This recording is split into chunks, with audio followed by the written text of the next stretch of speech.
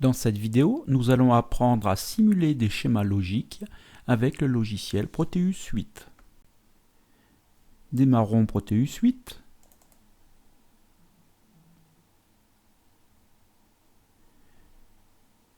Puis nous allons ouvrir un circuit logique constitué d'un 4539 qui est un double multiplexeur 4/1.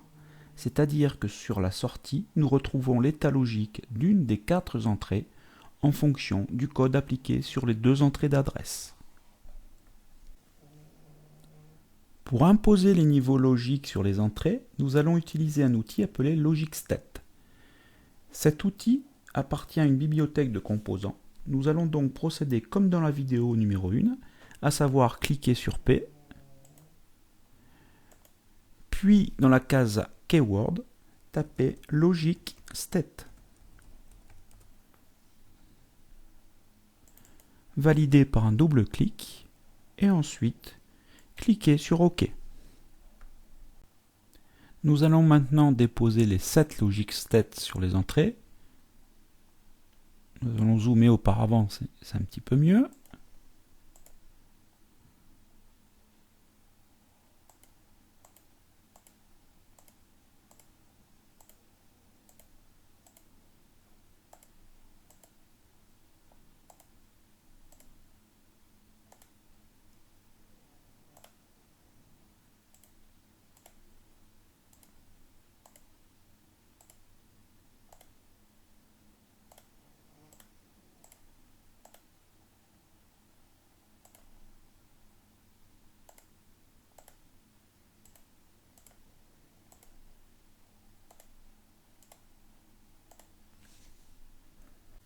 Puis nous simulons en cliquant sur la flèche du lecteur en bas à gauche. Nous voyons que les sorties des LogicStat présentent un carré bleu, c'est-à-dire un niveau bas, ainsi que la sortie du 4539. La LED est donc éteinte. Nous souhaitons mettre un niveau haut sur la sortie 7 du 4539. Pour cela, il faut mettre un niveau haut sur la broche 6 grâce à ce LogicStat.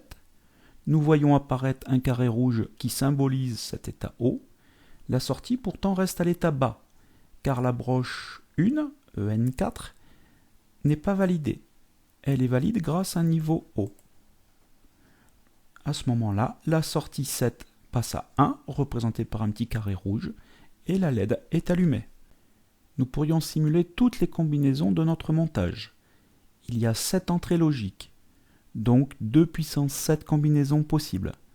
Cela ferait donc 128 cas, et c'est impossible de simuler tous ces cas, ce serait beaucoup trop long.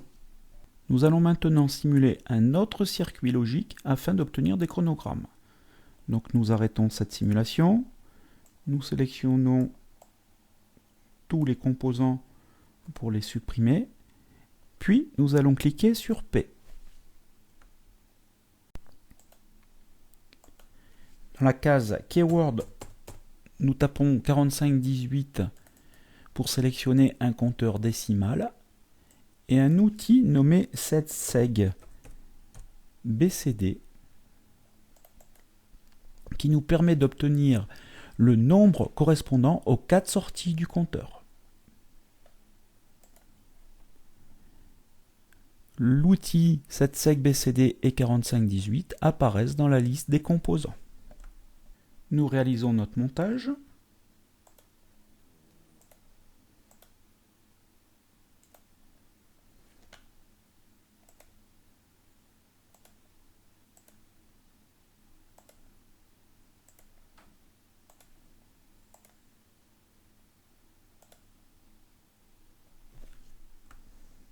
Pour imposer des états hauts ou des états bas, nous allons sélectionner la masse.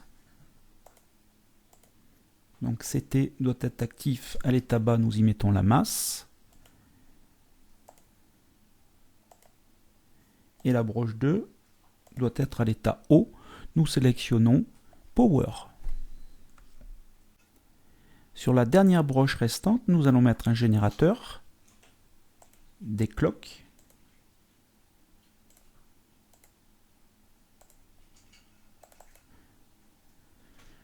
Nous changeons son nom, CLK, comme clock. Nous pouvons aussi modifier sa fréquence ou sa période.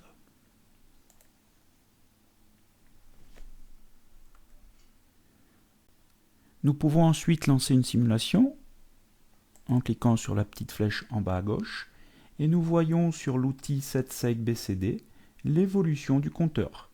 Donc nous avons une évolution de 0 à 9 puisque c'est un compteur BCD, c'est-à-dire décimal, et à 9 nous revenons à 0. Arrêtons la simulation. Si nous souhaitons tracer un graphe, il faut aller sur l'outil Graphe, sélectionner un graphe digital,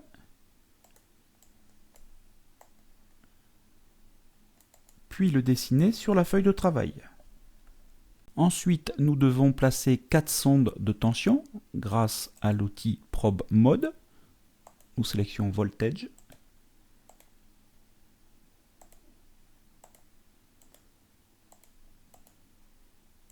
Et nous plaçons nos 4 sondes. Nous les relions.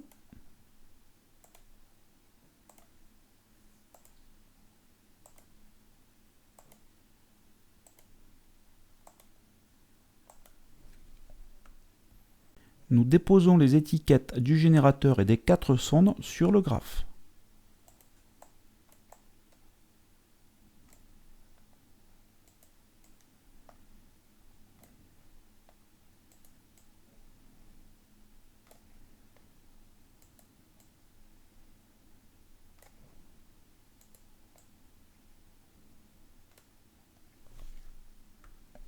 Un clic droit sur le graphe permet d'accéder à ses propriétés.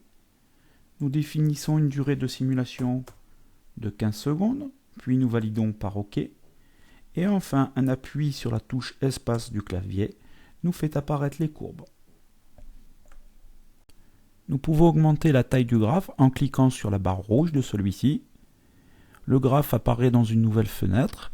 Nous pouvons analyser, grâce à des curseurs, les durées. Quand nous avons fini notre travail, nous pouvons fermer cette fenêtre en cliquant sur cette croix et nous revenons au schéma.